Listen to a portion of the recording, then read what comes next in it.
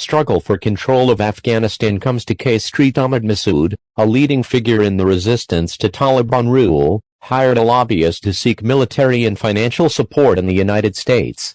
A leading figure in the Afghan resistance has retained a Washington lobbyist to seek military and financial support in the United States for a fight against the Taliban, according to a lobbying contract and a representative of the resistance leader.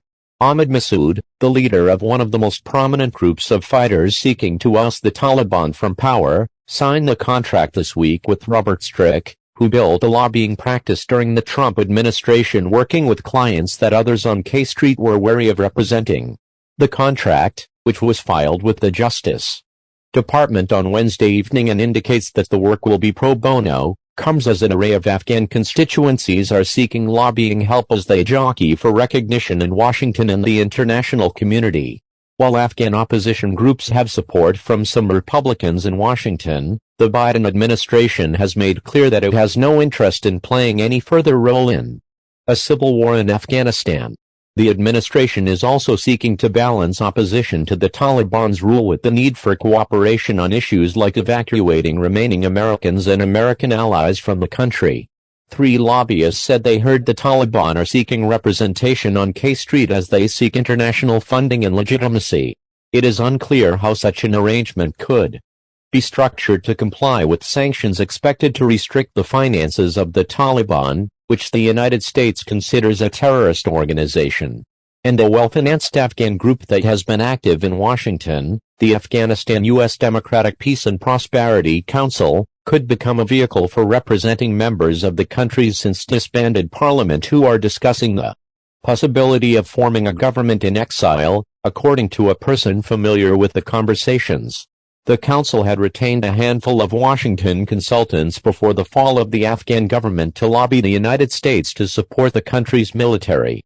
And, since the Taliban takeover, the council has been promoting protests against the Taliban, as well as messages from former members of parliament opposing Taliban rule and criticizing the Biden administration's handling of the withdrawal of troops from Afghanistan.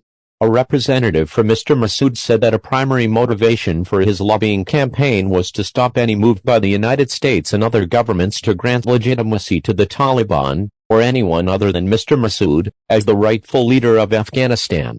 No entity could receive legitimacy without the support, endorsement of His Excellency Ahmad Massoud, because he is the source of legitimacy today, said Ali Nazari, who represents Mr. Massoud in the United States. Mr. Massoud, the 32-year-old son of a legendary Mujahideen commander who led the fight against repeated Soviet offensives in the 1980s, is leading the resistance to the Taliban from the same valley from which his father operated. But the struggle faces long odds, with resistance fighters surrounded by the Taliban and armed with dwindling supplies and no visible outside support.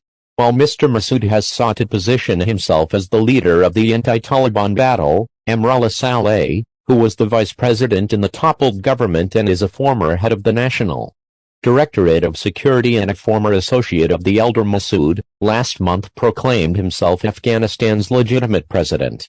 Mr. Nazari said that we are asking the United States to provide material support for our efforts, which would include shipment of offensive weapons, and also not to give recognition to the Taliban. Mr. Nazari, who was involved in arranging the contract with Mr.